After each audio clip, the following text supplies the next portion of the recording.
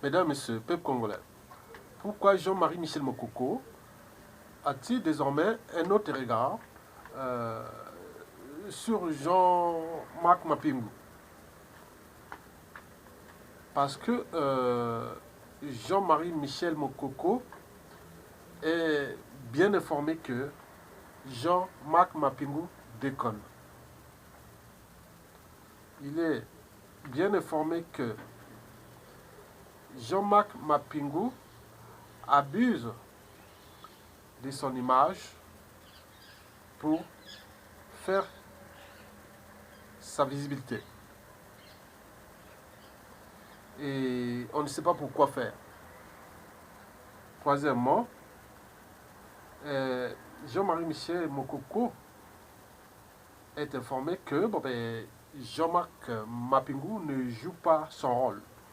En réalité, il n'a jamais joué pleinement son rôle de porte-parole de Mokoko. Mesdames, Messieurs, c'est qui Jean-Marc Mapingu? Jean-Marc Mapingu, c'est le porte-parole de Jean-Marie Michel Mokoko dans la diaspora congolaise de France. C'était pendant les élections présidentielles de 2016. Et pourquoi en France? Parce que la France, c'est d'abord là où se concentre la plus grande diaspora congolaise d'Occident. La France, c'est aussi la capitale de la France-Afrique. Donc Mokoko est en prison. En partie, la responsabilité est aussi France-Afrique. Donc, contrôler la communication sur la place de Paris ou de France, c'est stratégique. Comme l'est d'ailleurs le Congo avec la France. Oui, le Congo pour la France, c'est un pays stratégique en Afrique centrale. Mesdames, Messieurs, peuple congolais, vous savez que en communication politique, quand on choisit un porte-parole, par exemple, un candidat choisit un porte-parole d'une élection, qu'elle soit locale, régionale, présidentielle et tout ce que vous connaissez des élections. Je pense qu'il y a 3 critères majeurs. Le premier critère, il est d'abord le critère de proximité du candidat avec le communicant, c'est-à-dire le porte-parole. On parle de proximité. Et la proximité, parfois, certains utilisent du point de vue familial, et certains utilisent cette proximité parce qu'ils ont une histoire à partager, et beaucoup de choses qui sont passées entre le candidat et son communicant, le porte-parole. Deuxième critère, c'est le critère de talent, le talent du communicant. Et le troisième critère, c'est le critère de la visibilité du communicant. Il y a des personnes qui sont désormais visibles, et ils sont visibles, mais si vous le mettez communicant, ça passe. C'est comme, vous savez, en communication, par exemple en publicité, vous cherchez une classe, on peut faire ce test. Vous cherchez dans une cour de récré, à l'école, au collège, au lycée, à l'école primaire, haute. Le plus communicant des élèves qui va à tout le monde, qui parle à tout le monde, autre. Donc, si vous distribuez un produit à un élève qui n'est pas communiqué quelque part, les autres copains ne seront pas au courant. Mais celui qui parle beaucoup et qui a un champ de relation, il y a des dominants, des petits, ils sont déjà dominants dans une cour de récré. Il faut donner quelque chose à ce communicant, ce jeune-là. Il va parler à tout le monde. Il va dire, ah oui, tiens, tout le monde sera au courant qu'il y a ça, parce qu'il sait communiquer, il sait parler, autre. Donc, il y a une visibilité, c'est très important aussi. Mais on peut ajouter d'autres critères qui peuvent être géopolitiques pour nous. Mokoko a été le premier candidat de ce rang à faire jouer la géopolitique, parce que son directeur de campagne et les porte-parole étaient tous du Sud Congo. Alors que Sassou Nguesso, Kolelas, Lissouba étaient tous à caractère ethnique ou tribal. Vous pouvez regarder. Même Marc Mapungu est originaire peut-être de la Lukumu, et Lissouba de Niari était sud-sud, et Nibolek. Ok, Mokoko, c'est pas pareil. Kolela, c'était pareil. Ça joue pareil. Donc, vous avez vu la stratégie de Mokoko. Mesdames, Messieurs, peuple congolais.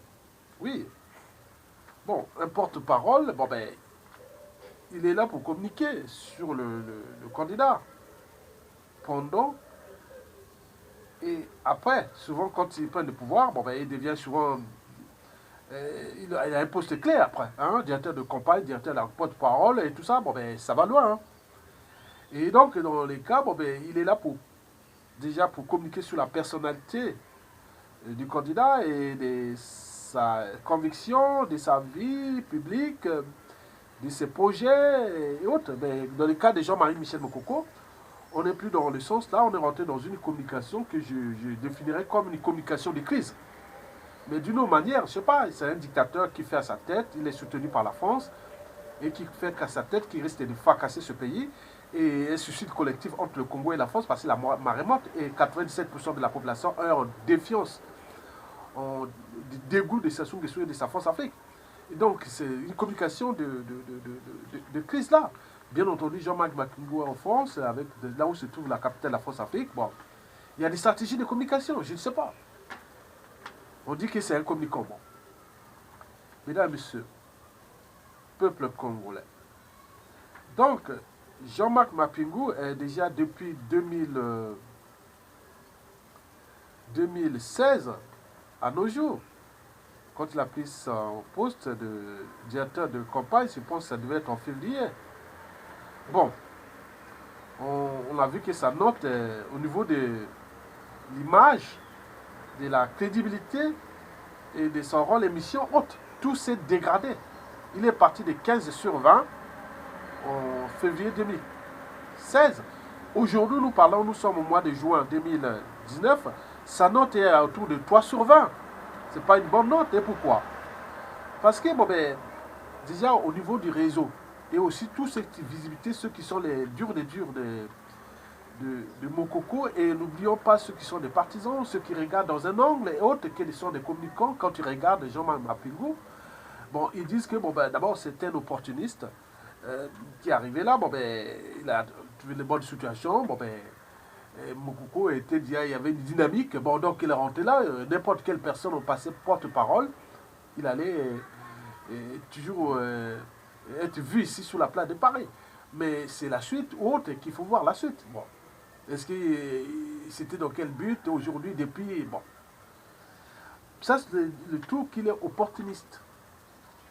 Opportuniste quand on voit aussi beaucoup de Congolais, ils ont sans conviction, sans autre, mais opportuniste, ça ne veut pas dire que Marc Mapingou n'a pas de conviction. Non, il a des convictions, mais sur ce cas, parce que la suite de ces missions, on n'a pas fait bien quoi. Et c'est que Jean-Marie Michel Mokoko au courant. Moi, je t'informe, Mapingou. Bon, on a dit que, bon, deuxièmement, que vous êtes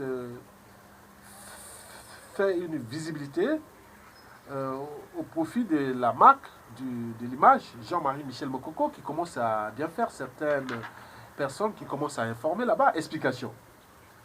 Bon, faisons la comparaison entre ce que Jean-Marc Mapingou a fait de la communication pour Jean-Marie Michel Mokoko et ce qu'il a fait pour lui-même. C'est-à-dire Jean-Marc Mapingou aussi a fait beaucoup de com pour lui-même. Et depuis 2016 et jusqu'à nos jours. Mais avant, on n'entendait pas Jean-Marc Mapingou faire des événements comme ça depuis ces 10 dernières années, on n'entendait pas.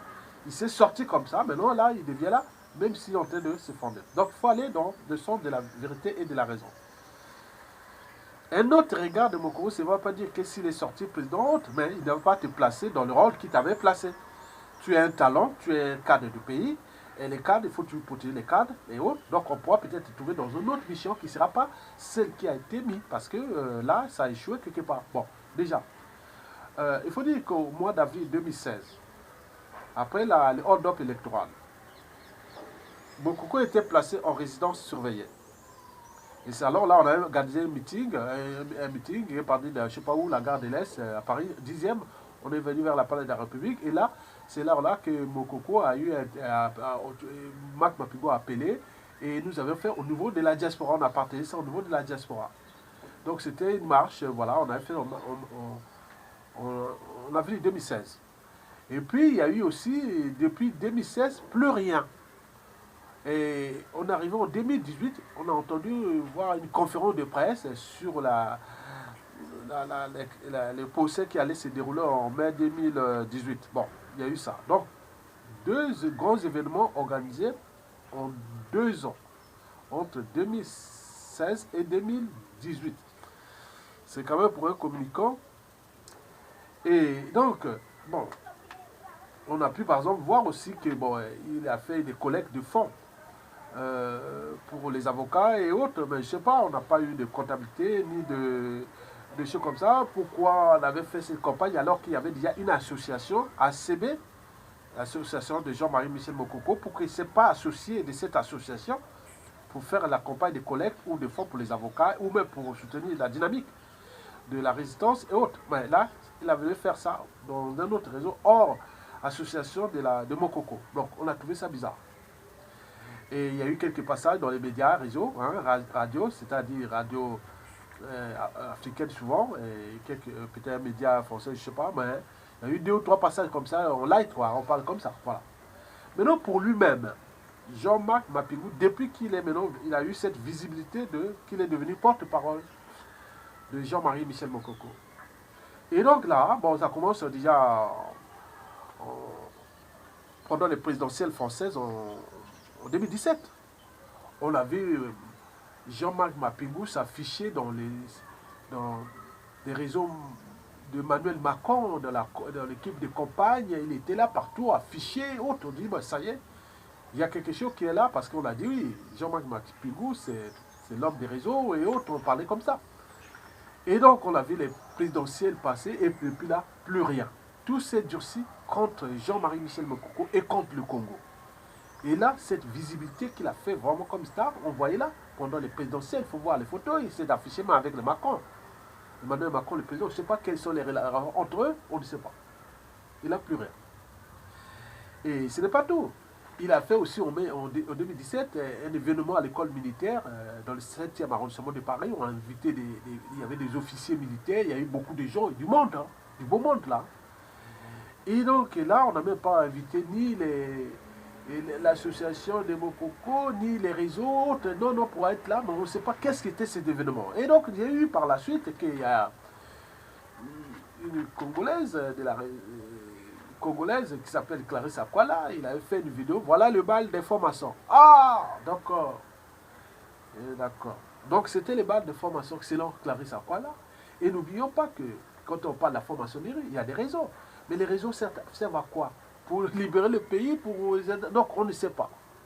Et les gens viennent là, comme certains disent, non, la formation nous a entraîné ces Congolais, ces Noirs dans une aliénation, acculturation telle que on ne sait même plus qu'est-ce que notre liberté, notre dignité, tout ça. Bon, voilà. Donc, on ne sait pas ce qui s'est passé pour ces 2 grands événements qu'il a montré aux yeux de la communication. Donc, ça a influencé la diaspora. Que Marc Mapingou avec les Macron, et alors que d'autres étaient partis sur Marine Le Pen avec le mouvement Ça suffit.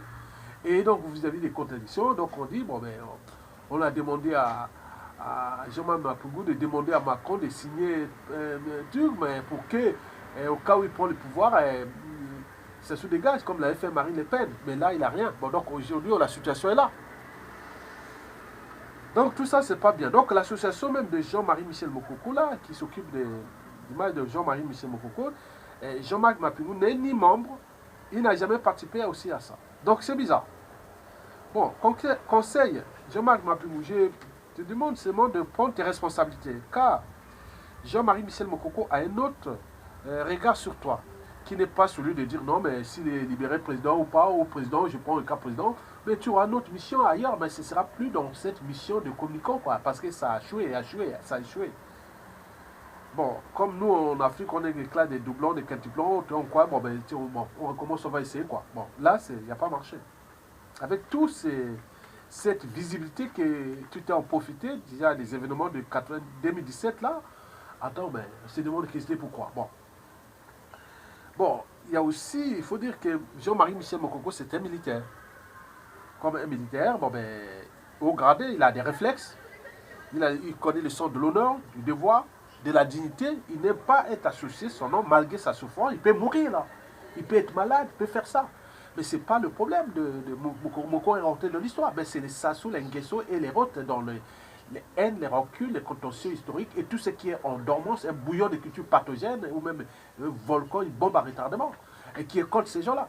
Même s'il peut faire Mokoko et faire ce qu'il veut de sa tête, fermer 24 heures sur 24 heures, on n'entend même pas les porte-parole parler. Et je parle même de l'association de Jean-Marie Michel Mokoko qui aussi a des soucis. Et pour ça, même s'il n'y a pas de financement, ils ont une France Afrique, mais il faut qu'ils communiquent sur ça. Bon, il y a des médias, réseaux sociaux qui font beaucoup de boulot. Et donc nous parlons là dans le sens de l'unité nationale et qui doit se construire au gré des épreuves. Donc on ne voit pas certains individus viennent en profiter comme ça. Après, ils attendent au moment venu être des opportunistes. Tous ceux qui sont venus là pendant Mokoko, les présidentielles, ils sont tous partis, ils sont fouillés tous. Et ils attendent leur tour à un moment donné se transformer, comme rien ne se perd, rien ne se crée, tout se transforme. Mais déjà, des choses déjà existantes peuvent se combiner, se séparer de nouveau, ça c'est sûr. Mais là, il y a quand même quelque chose. Donc moi, je demande seulement, comme l'on dit, hein, demande à Jean-Marc Mapingou de prendre ses responsabilités, de dynamiser soit sa mission, son rôle, et se couvrir encore bien. La constance, c'est bien, les convictions, c'est bien. Et surtout, si à défaut, il faut prendre la liberté. Donc, la liberté des citoyens, dire, oh, ben, je ne suis plus porte-parole de l'autre. Donc, vous pouvez rester là. De toute façon, les porte-parole aujourd'hui, bon, les médias et les réseaux sociaux font leur rôle, mais bien, mais aujourd'hui, il n'y a plus rien. Donc, vous faites là, vous faites un rôle qui est maintenant caduque, parce que chez Mokoko, là-bas, il est au courant que non, ça... Donc, ce n'est plus ça.